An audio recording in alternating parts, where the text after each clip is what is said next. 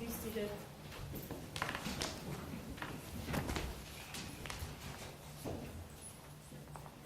Good morning. Good morning.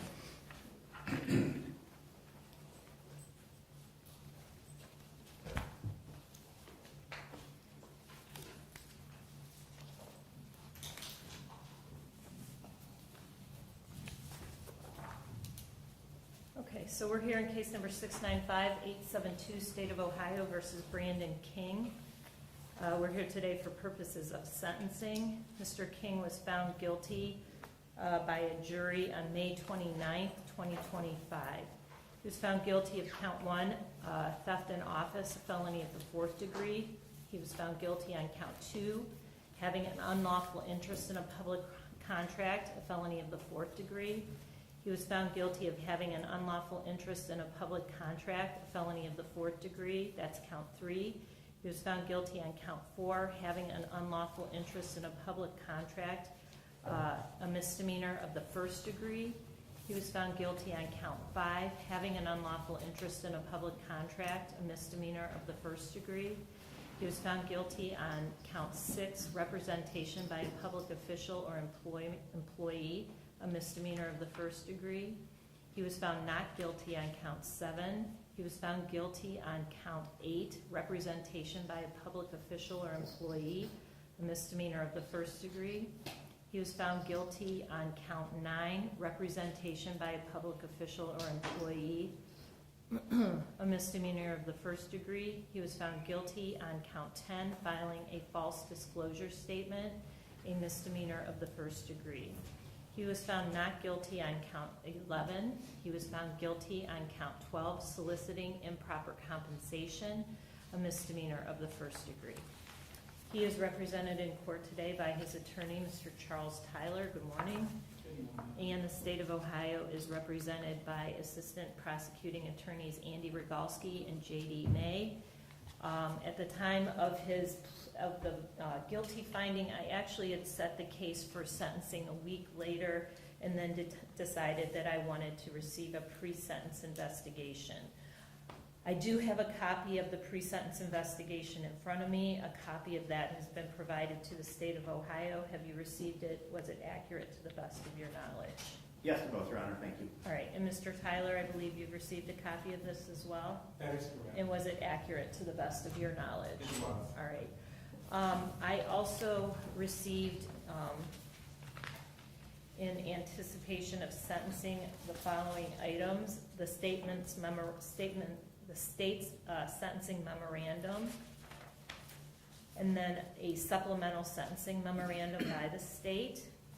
And I also received a memorandum in aid of sentencing that was filed by Mr. King's attorney, Mr. Tyler.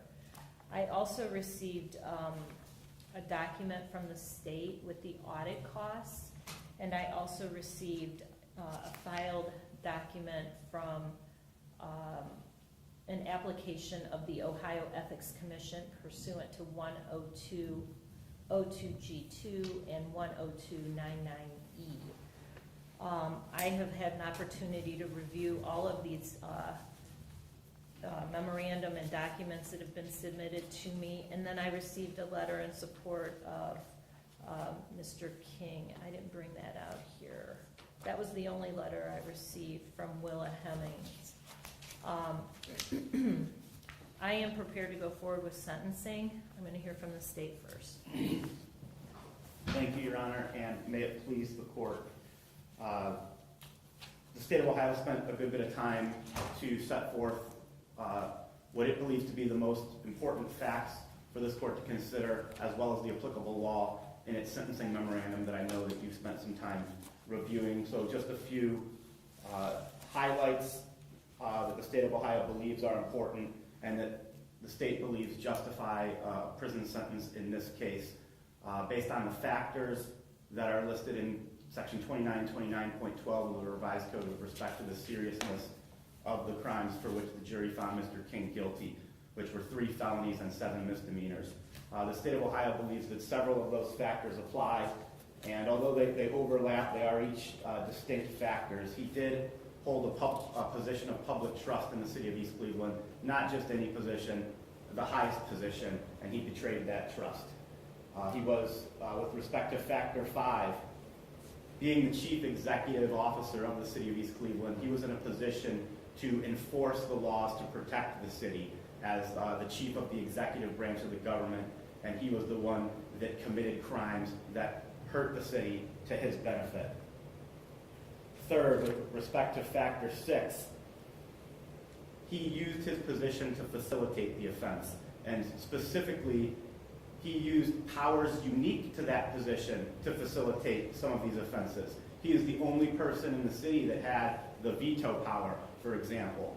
He's the head of the departments that were in charge of making purchases that ultimately went to companies that either he or his family benefited from. So it was the uniqueness of the position and the power of the position that facilitated the offenses. And finally, Factor 7, regarding his relationship to the victim. So anytime there was a conflict, or whether he could serve the city, which he was elected by the citizens, or they came into conflict with himself, his family, or his political allies, he chose himself, his family, or his political allies over the city, or at least he thought that his decisions would benefit the city almost no matter what, because he was in charge. We have with Mr. King a pattern of offenses, not just one aspect or one category of offenses. It started with his failing to file false disclosure forms, his sort of disregard for his ethics obligations, and then they escalated. When he was challenged, or when it was brought to his attention that there's conflicts between your role as mayor and your position with KMG or AMS, instead of complying or divesting, he chose subterfuge, the appearance of compliance. I'm talking here about the inconsistencies when you tell the Secretary of State, I'm no longer the managing partner of KMG, but he's telling on his disclosure forms, he's disclosing that he still is the managing partner. When we have the 2019 amended lease, for some reason it's no longer going to the city finance department or the law department to sign. On behalf of KMG, he has his child's mother sign on his behalf. Evidence like that shows that disdain for the laws on top of the disregard, and then finally culminating with council taking action, saying no more money for KMG for this lease. You can no longer benefit yourself or your family. What does he do?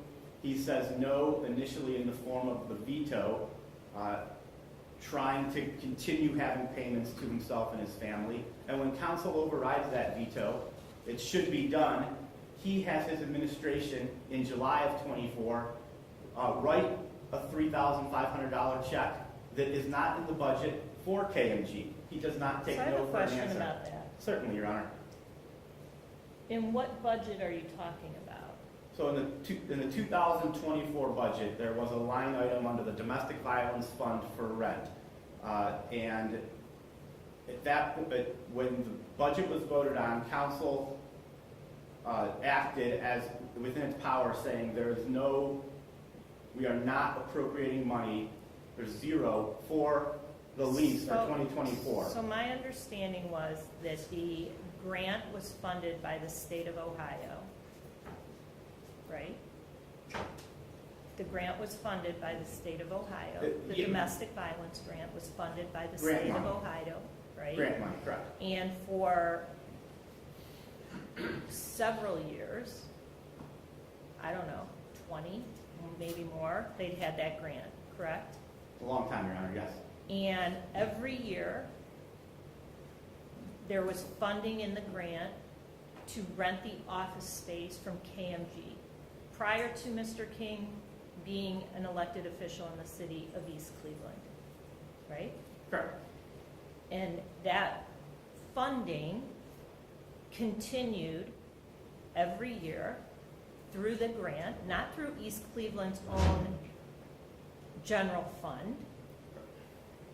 And every year, council approved the funding up until that time for the rental of the property at KMG.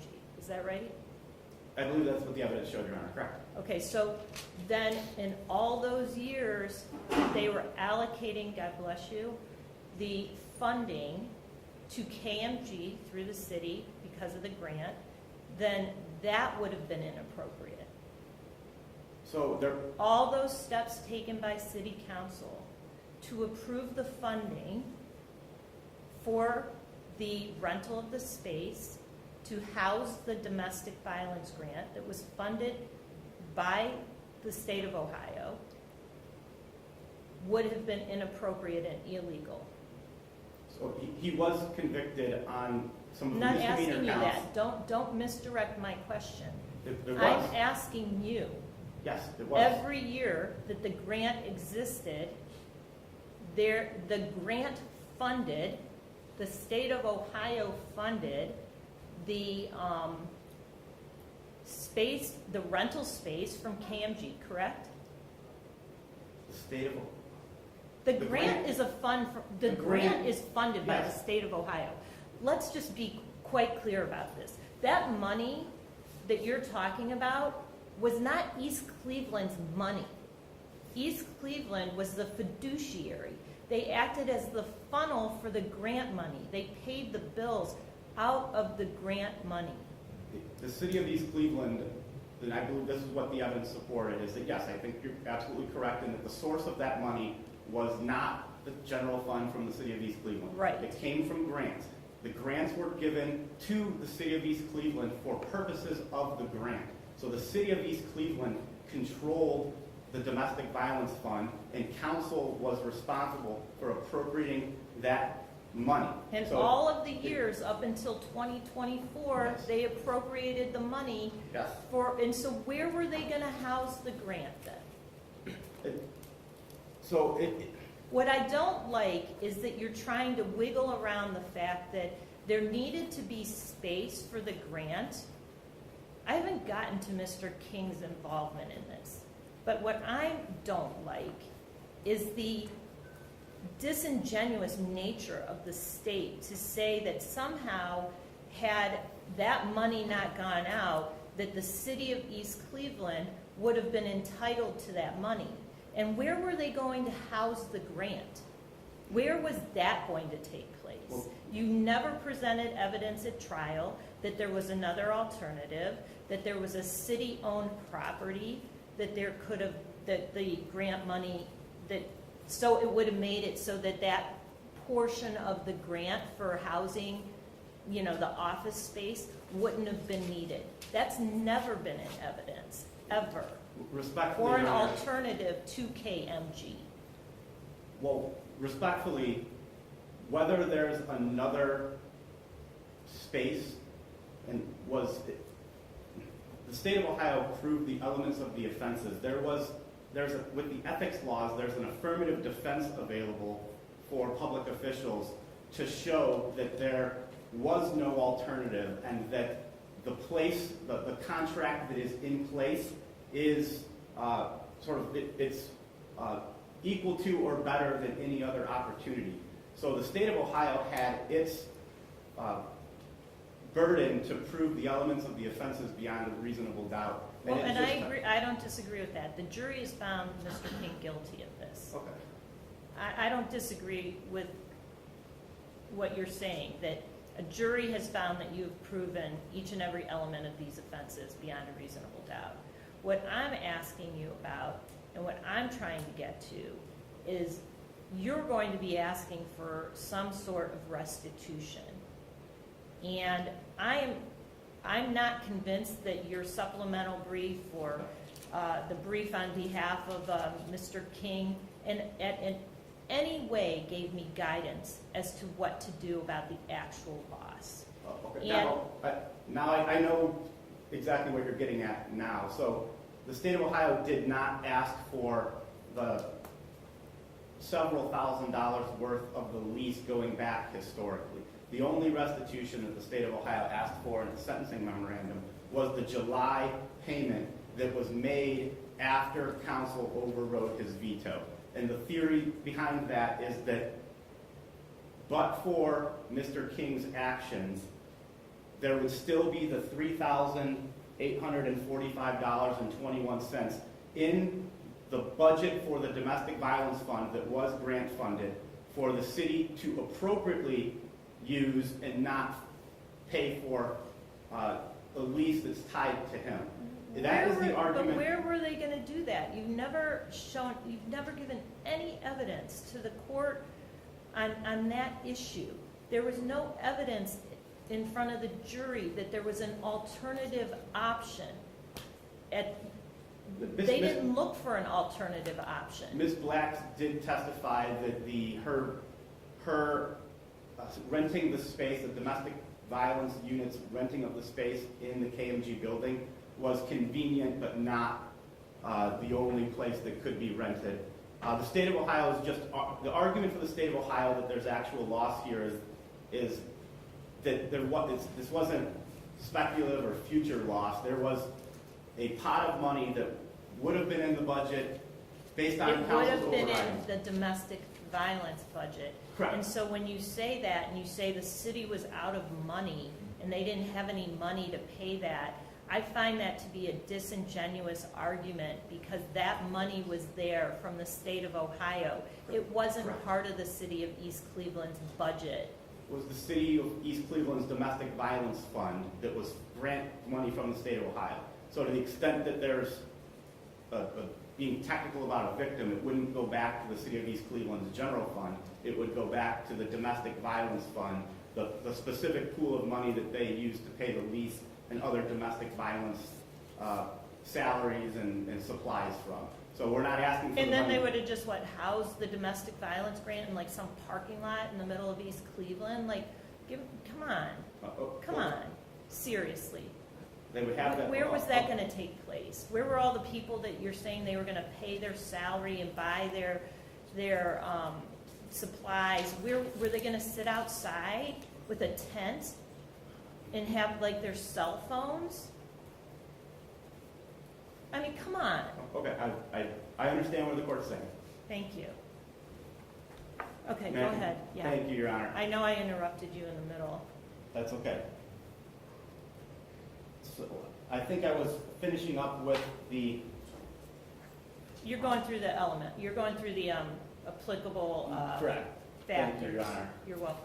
And I believe I was in the position where I was talking about Mayor King's refusal to take no for an answer, and that's when I got to, after the override of the veto, he had his administration still pay that money. That was where I left off at. The other example of that is with respect to count 12, the misdemeanor offense for soliciting improper compensation, his role with Ernest Smith. You'll recall that counsel at some point said, Mr. Smith, you need to give the car back to the city. Only counsel has the right to declare one of the public employees to be continuously on duty, and we did not exercise that here. Otherwise, that person is not allowed to keep a car 24/7, park it at their residence.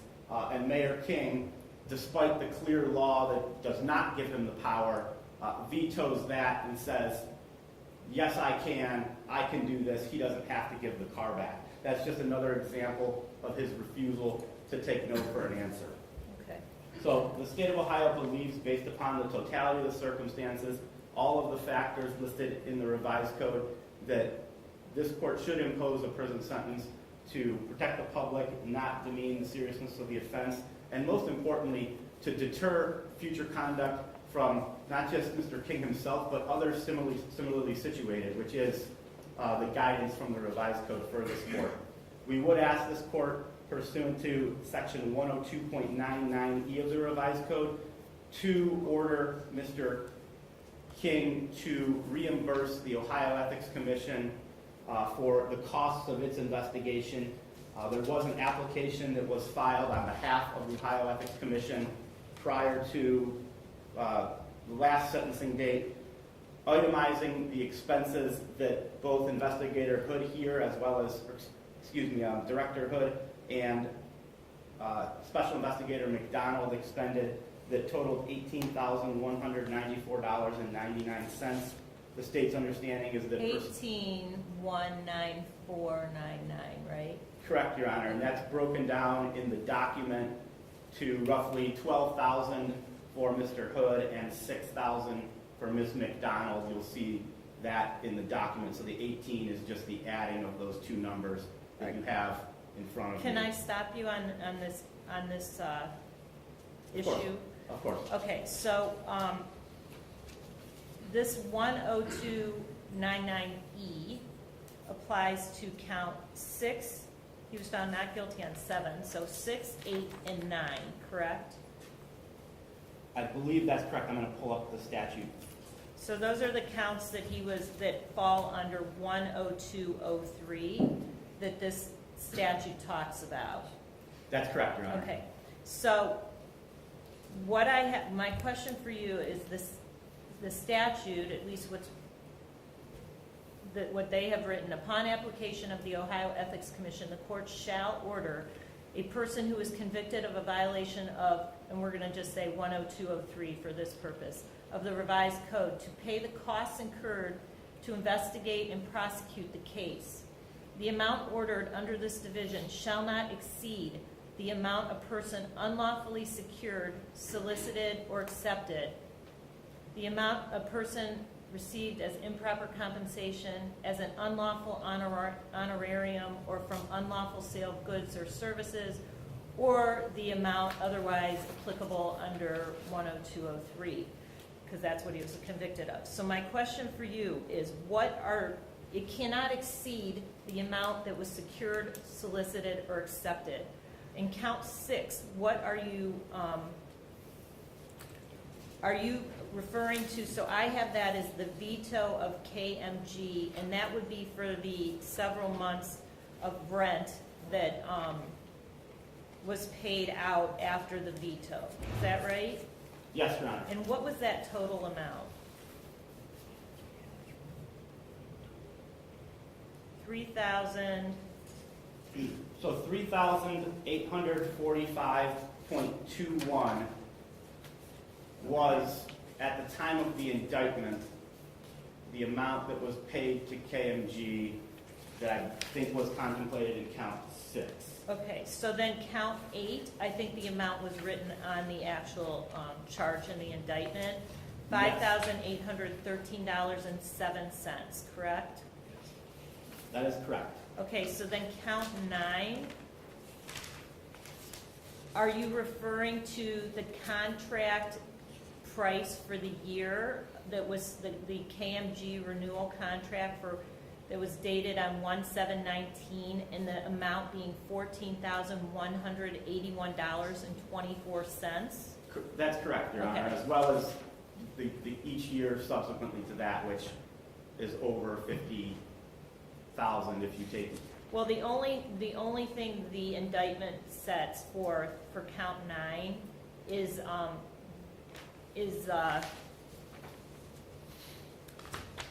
I believe it's only for that year. So for you to say more than that, you should have indicted it in a different way. Okay. So I looked at the contract. That was exhibit number 12, I believe. I asked the state to provide me with a copy of that because I don't keep the exhibits with me.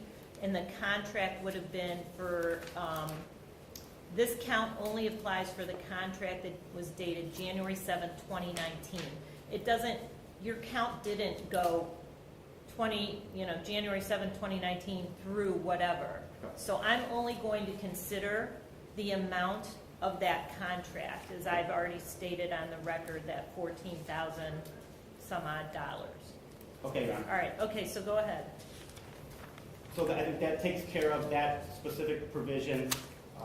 With respect to count 1, the state of Ohio would ask this court to formalize and include in its journal entry the permanent disqualification from public office or public employment that is a mandatory aspect of that.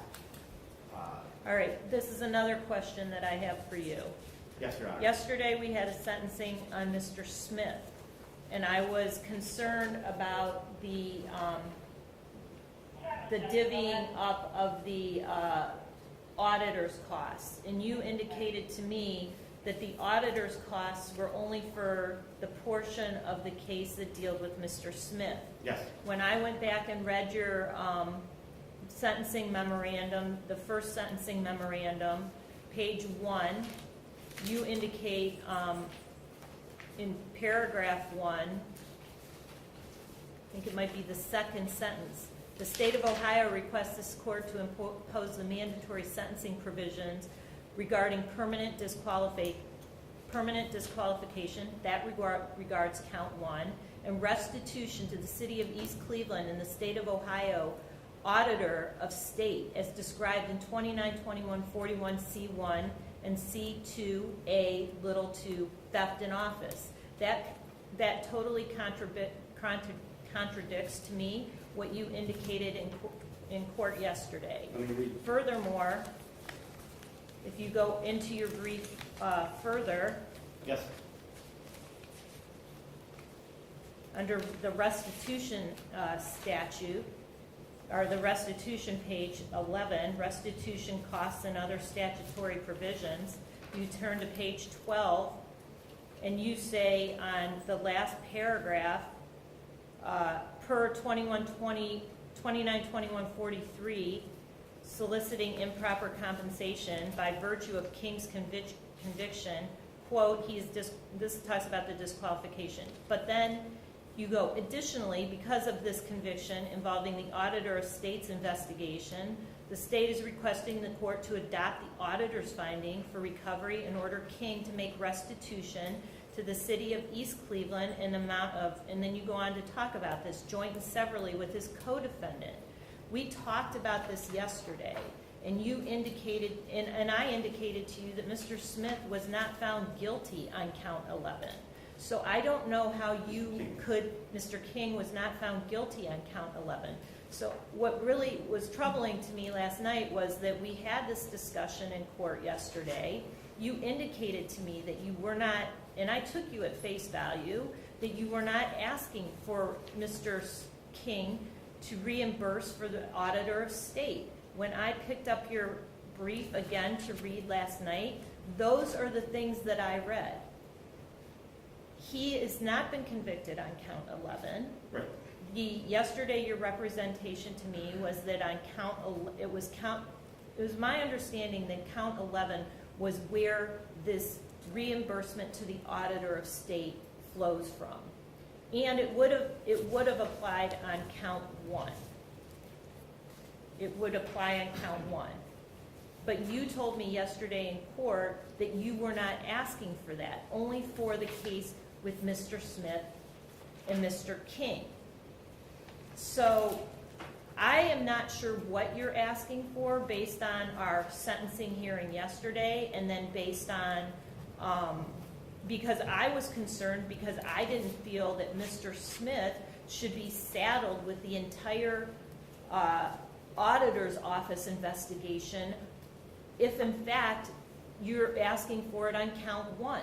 Because we also know that Mr. King was not found guilty on count 11. So if you're asking for the auditor investigation for count 1, then we need to recircle back to Mr. Smith's case and what you told me yesterday.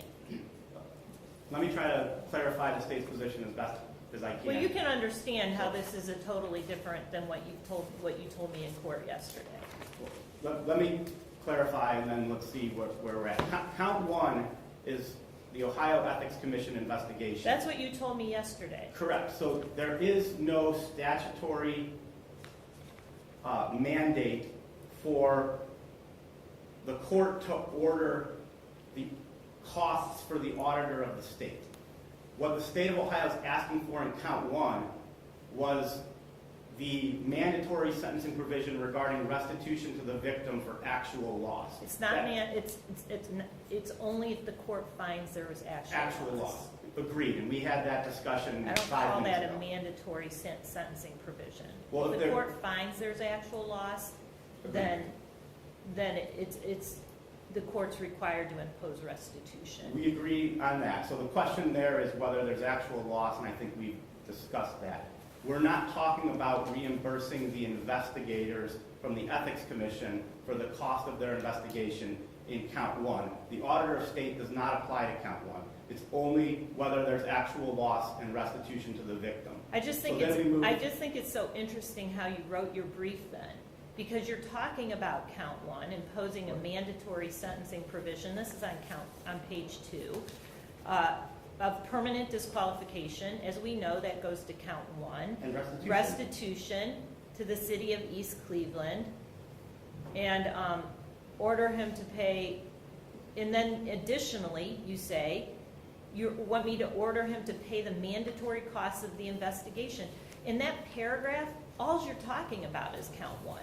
How would I ever know from what you're saying in that? First of all, count 11 doesn't apply to him. That's the only other place that you can get the auditor of state, Mr. King, to pay the auditor of state. So the state's position with respect to Mr. King and the auditor of state, because he was not convicted of theft in office with respect to the auditor of state's investigation, there is no mandatory sentencing obligation for this court to order Mr. King to pay the costs of the audit. There was a mandatory sentencing provision that would have applied to Mr. Smith, which was discussed yesterday. Yeah, I know. But don't you think that you shouldn't have asked for that in this brief then? Here's why the state did ask for that. Because Mr. King was convicted of an offense related to Mr. Smith, namely the soliciting of improper compensation, which was part of the auditor of state's investigation. But we know that evidence here was that there was a finding for recovery that was issued jointly and severally against King and Smith as part of the auditor's investigation. So when they submitted their cost of audit as part of their investigation, it included a request for joint and several liability for Mr. Smith and Mr. King. That was what the state of Ohio was trying to communicate. By virtue of Mr. King's conviction in count 12, the soliciting of improper compensation, the state believed that that provided sufficient grounds, sufficient good faith to ask for the joint and several liability for that. However, with respect to Mr. Under what statute? Under where do you find that I'm missing? Because the only place I've seen that the reimbursement for the auditor of state is in 292141 C2A2. So I guess where we're differing is under that statute, the theft in office statute, that imposes a sort of a mandatory sentencing provision for a conviction for the court. Of that count. But I don't know that just because Mr. King was not convicted of count 11, does that mean it's not within your discretion to impose joint and severally the costs of the auditor of state's investigation? If this court does not want to impose the costs of the auditors of state investigation on Mr. King, I believe that's within your discretion to do so. So that's where the state of Ohio's position here is mandatory versus discretionary.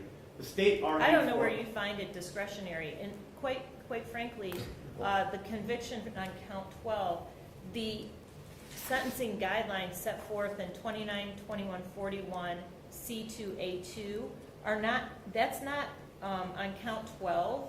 He was convicted in revised code 2921.43A1. There is nothing that talks about paying back. It's a dissimilar statute. Agreed. And to ask me to sentence him under a statutory section that he was not convicted of, I don't think that's appropriate. If the memo was trying, if the memo could be read that the state of Ohio believed that you had a mandatory obligation to order Mr. King to pay the cost of the auditor of state by virtue of Mr. Smith's conviction of theft in office in count 11, that is not what was intended to be written in the brief. The state of Ohio believed that there was potentially a mandatory restitution obligation on Mr. King for count 1, and the state of Ohio believed by virtue of his conviction in count 12, the auditor of state's investigation, that asking for joint and several liability on the cost of the auditor of state's investigation was an appropriate ask, but it would be up for the discretion of the court. So that's the state's position, and the state apologizes to the extent that its sentencing memorandum says anything differently. Okay, thank you. Are you finished? Because I really interrupted you a lot.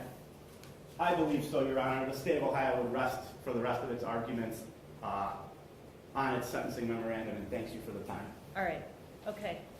Mr. Tyler, on behalf of Mr. King. Thank you, Your Honor. First, let me say Mr. King intends to file an appeal, so he will not be speaking on his behalf today. As you said when you came out, you've received our documents. We sat through the trial, so I will not waste anybody's time trying to rehash the trial. The purpose of sentencing is to protect the public and punish the offender. It's our belief that a prison sentence is not necessary to protect the public. It is our belief that Mr. King not being able to run for office is a punishment. It is our belief that the court is able to sentence Mr. King in a way that the seriousness of this offense is not minimized. I will say that the testimony and evidence in this trial from Deborah Black is that the grant was written by her office. Her testimony, she was a separate entity from the city of East Cleveland. Two of the city of East Cleveland witnesses testified that the city did not apply for that grant. Deborah Black also testified that when she wrote her grant, she wrote KMG in. When the funds came, they were already appropriated for that purpose. The former finance director testified that the city was not involved in Deborah Black spending of that money. She wrote the grant, and whatever she told him needed to be paid, he paid that. Mr. King did exercise on 2 occasions the power of veto, allowing adversaries to try to criminalize someone's ability to issue a veto is a slippery slope. It would backlog the court if adversaries thought the way we can deal with somebody is let's make it criminal. Mr. King this morning throws himself at the mercy of this court, asking that you would consider sentencing him to community sanctions where he will be able to do whatever necessary ordered by this court. Mr. King was on bond from the time he was indicted and an arraignment until now. Not one time did he violate. He showed up to court each time, did what he's supposed to do, and we're asking that this court would give Mr. King probation. If the court would allow, Mr. King has 2 individuals who would like to speak on his behalf. All right, that's fine. We have Mr. Larry Monkton, a friend, and Ms. Pat Brooks. Okay, Ms. Brooks, since you're the lady, come on up first. You can go ahead and stand, like, it's kind of uncomfortable, but yeah, that's fine, as long as we can hear you. State your name for us, please. Good morning, Judge. Good morning. My name is Patricia Frost Brooks. And then a good morning again. For several years, Mr. King and I have been friends, and I'm delighted to know him as such. My teaching career was in East Cleveland at W.H. Kirk Middle School, 7th and 8th grade math and science, from 1977 to 2001. My remaining teaching career was on leave of absence for 12 years. In 2011, I was elected Vice President of the Ohio Education Association, and then elected President 2007 to 2013 until my retirement. Bless you. Mr. King, thank you. Mr. King was one of 7 children and was born and raised in East Cleveland and attended East Cleveland City Schools. Although he was not a student of mine, I was aware of the well-established King family by name.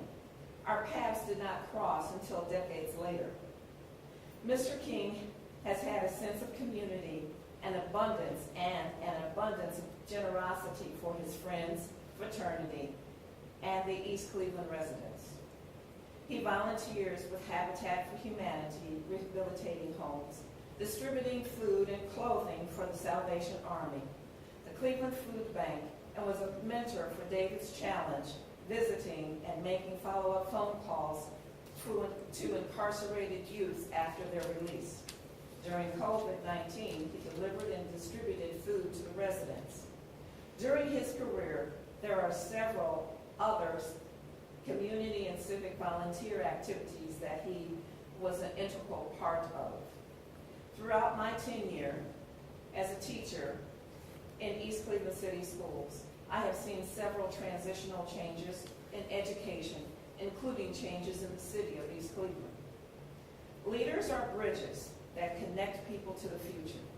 They include others' vision in their own, building alliances and partnerships based on shared aspirations. When he became mayor, he was an agent for change with a vision for the city that revitalized and with economic growth, building connections with other social agencies. During our years of friendship, I have found Brandon to be a man of unselfishness and caring for others, saturated with kindness, friendly to those around him, and he has a great sense of humor. Thank you. Ma'am, are you a resident in Cleveland too? Cleveland Heights. Okay, thank you. Thank you for your statement. You're welcome. Okay, sir, your turn.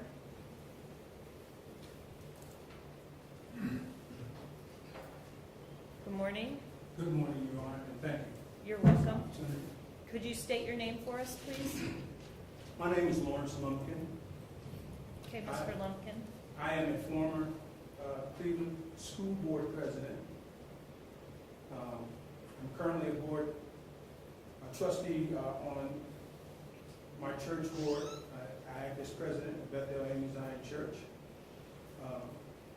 I'm also a former president of Kappa Alpha Psi Incorporated alumni chapter and the management of our HUD 202 elderly housing facility located on 12450 Shaker Boulevard. I've known Brandon King pre-pandemic as a loving father to daughter Brianna and a wonderful husband to wife Stephanie. Brandon King has demonstrated a quality of commitment, passion, humility, and integrity as he fulfilled responsible leadership assignments as a member of House 8 Board. He also provided an opportunity on a monthly basis for Kappa House Community Food Distribution Project as his project coordinator. Brandon King has refined skill sets that will make him a great candidate for community service through a probationary program. Thank you. All right, sir. Thank you very much.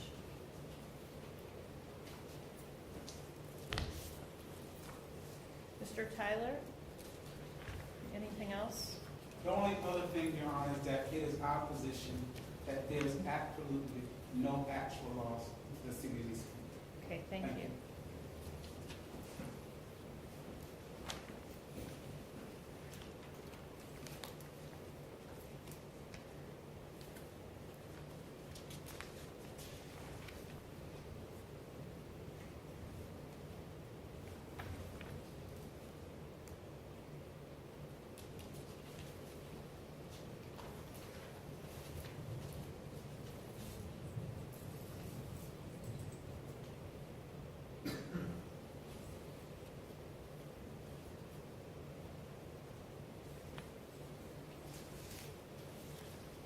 All right.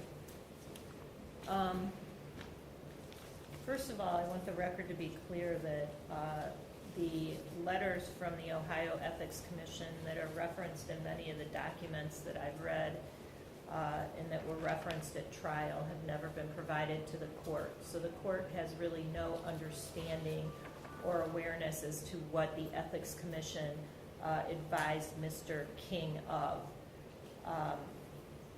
In fact, as to whether or not, how many letters, what the content of those were. Nor was there ever a legal motion put in front of me to determine whether or not those specific Ethics Commission guidance would have prevented him from being prosecuted in this case. That being said,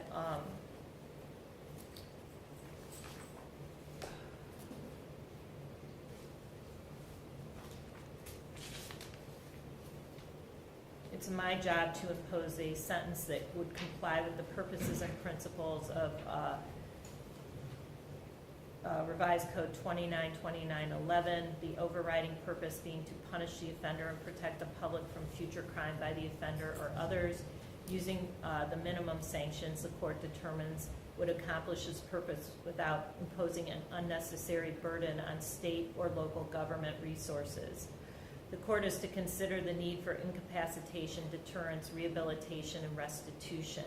And the sentence should be commensurate with and not demeaning to the seriousness of the offender's conduct and its impact on the victim, and consistent with sentences for similar crimes by similar offenders. I believe I said this in Mr. Smith's trial yesterday. I've had a very limited number of public officials come before me, especially in a sentencing capacity. So I don't have a tremendous amount of case experience in the 19 years that I've been here sentencing public officials for violations of the law that Mr. King has been found guilty of. So in anticipation of the sentencing, I wanted to see how other public officials or how other people found guilty of theft in office had been sentenced, and basically what I found is that most of those individuals were sentenced to terms of probation. So when looking at the sentencing guidelines, whether or not to make this sentence similar, consistent with sentences for similar crimes by similar offenders, that is what I use to kind of help guide me.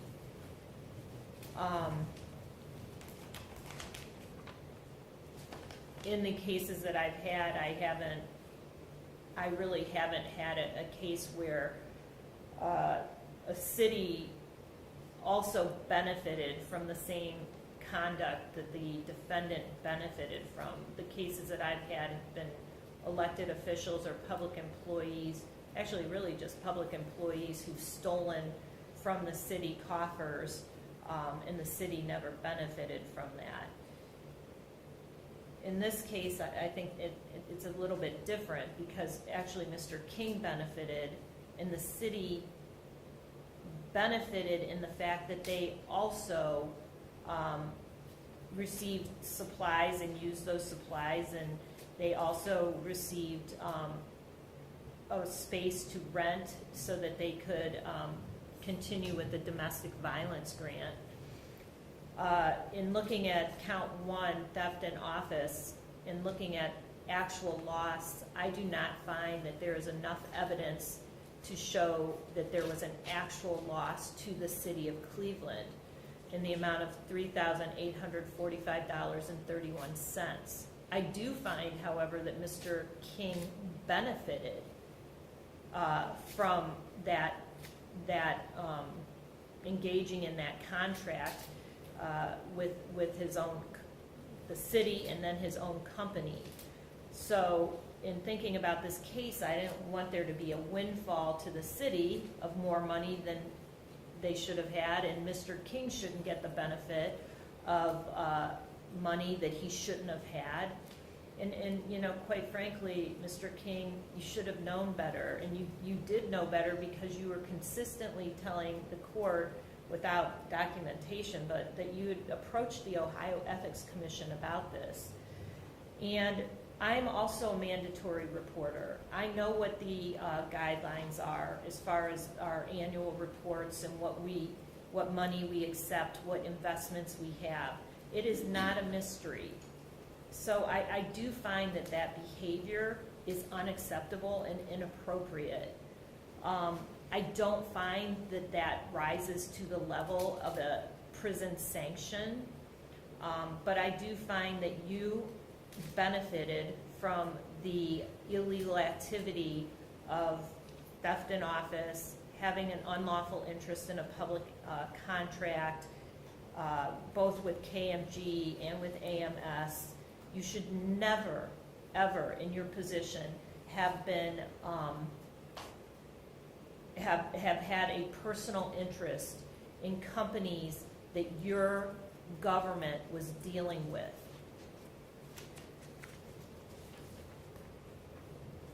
So,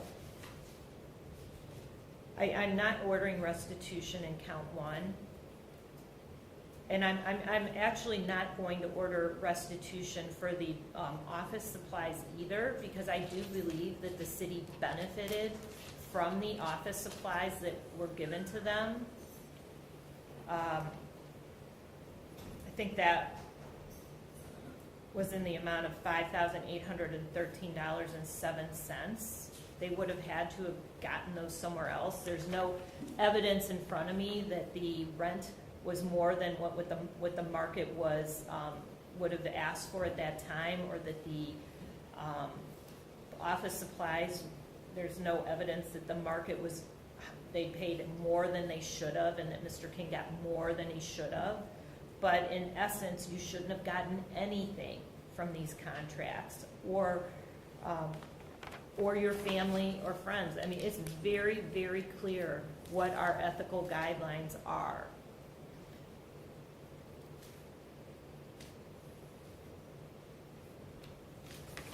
So I am going to impose a term of probation. Your probation is 3 years.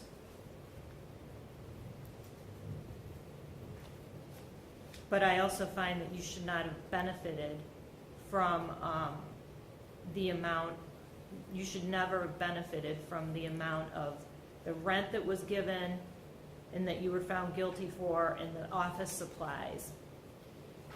On count one, the law requires under 2921-41C1 that you are forever disqualified from holding any public office, employment, or position of trust in that state. The fine on count one is $3,845.31. That's your fine.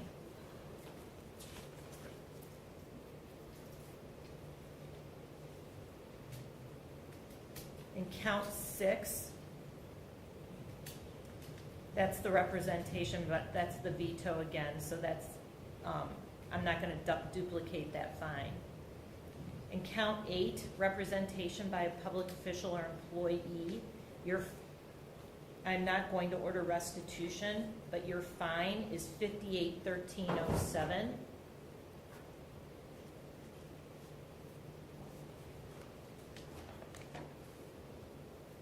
And then when looking at the application for the Ohio Ethics Commission, I will grant their application for the total amount of $18,194.99.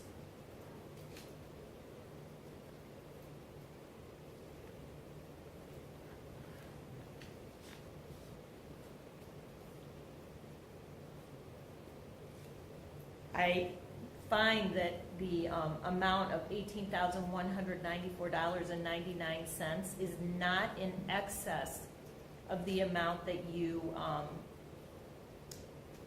either secured, solicited, or accepted. I looked at the counts that this is applicable to. All 3 counts you were charged under 10203, so that's 6, 8, and 9. And certainly $3,845.21, $5,813.07, And then the amount of the contract, $14,181.24, exceed the $18,194.99. So I feel that you did accept an amount that was greater than what the Ethics Commission expended. So I'm ordering you to pay the full amount.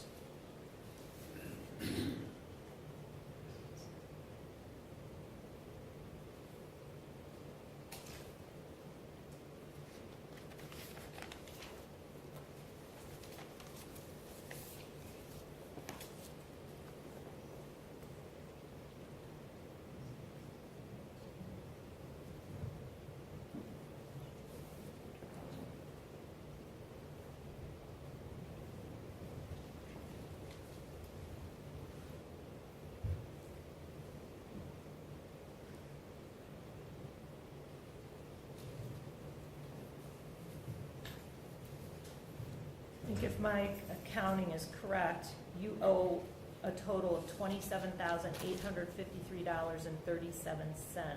But I don't have my calculator, so I can't. I'll have to write that in the journal entry. On count 12, you are disqualified from holding any public office, employment, or position of trust in the state for a period of 7 years from the date of your conviction.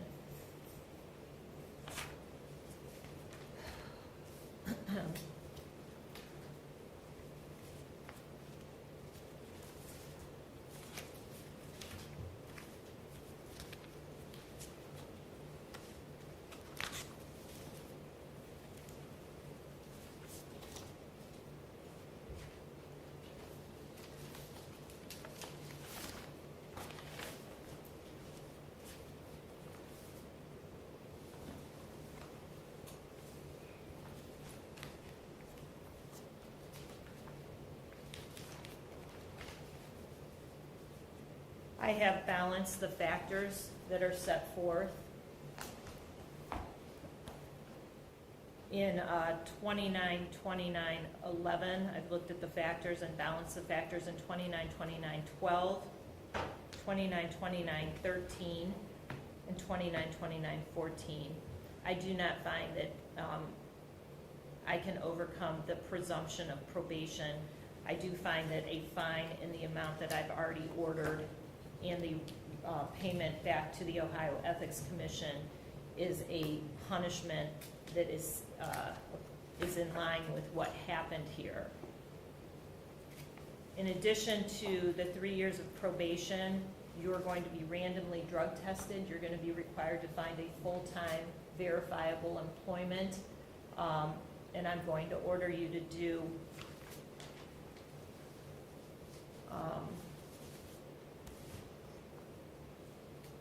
100 hours of community service.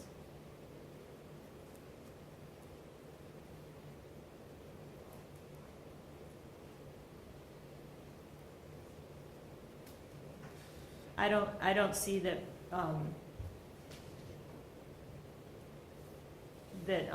based on you don't have a record at all. So I don't see that recidivism is going to be a factor. I also don't think that I'm going to have any issues with you on court community service, which is probation. The factor that I'm concerned about is the amount of money that you're now ordered to repay, or to pay as a fine and then to repay to the Ohio Ethics Commission. I told Mr. Smith this yesterday, and I'll tell you this: I can extend your probation if you're not finished paying the fine by the time the 3 years has expired. The fines and the Ethics Commission costs. You're still looking at 6 to 18 months on counts 1, 2, and 3 in prison if you fail to comply with the terms and conditions of probation. You do have a right to appeal your verdict in this case, and you have a right to appeal my sentence. I'm going to assign the public defender to represent you on the appeal in case you don't have the funds to hire a lawyer. If you hire a lawyer, that's fine. They'll let the public defender know, and your lawyer can then file the appeal for you. The You know, I don't think I asked you this, and I just want to make sure I know that Mr. Tyler said you did not want to make a statement, correct? All right, I'm sorry, I should have asked you that before. It was in my head and then I started moving on. All right, so the transcript will be ordered at the state's expense. The public defender will represent you. I'll notify them today that they have been assigned to this case for representation on the appeal. I think that's it. I have to put the paperwork together for his sentence for him to take down to probation. If you could wait for me to do that, I'll have it brought out. I didn't do it while I was sitting here. All right, thank you. Thank you, Your Honor. Thank you.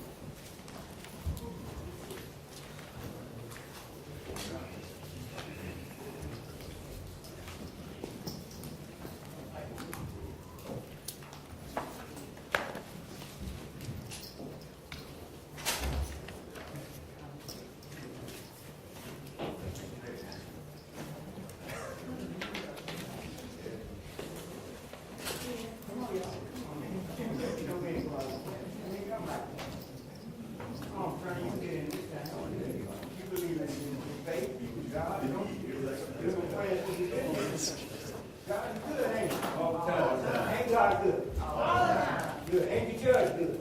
All the time. Ain't the prosecutor good?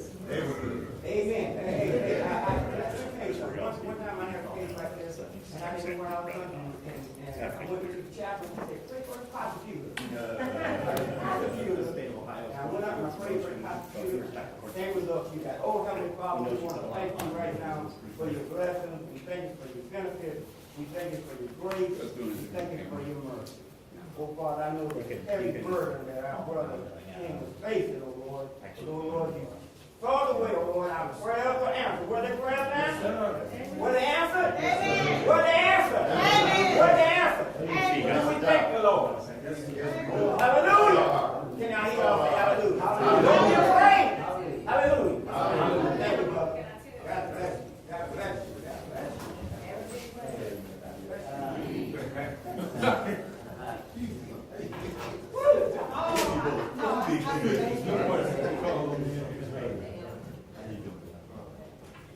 AKA was first.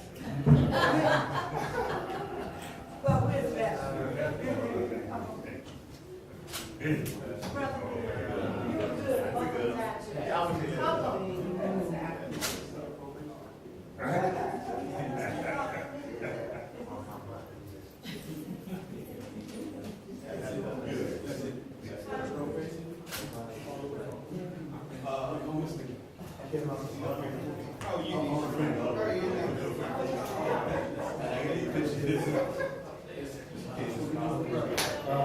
Love you, man.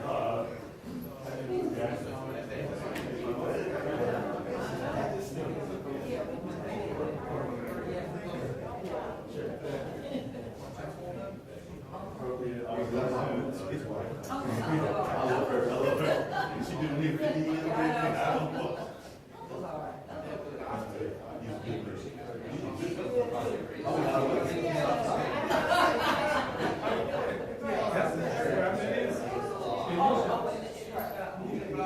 Those answers, over there.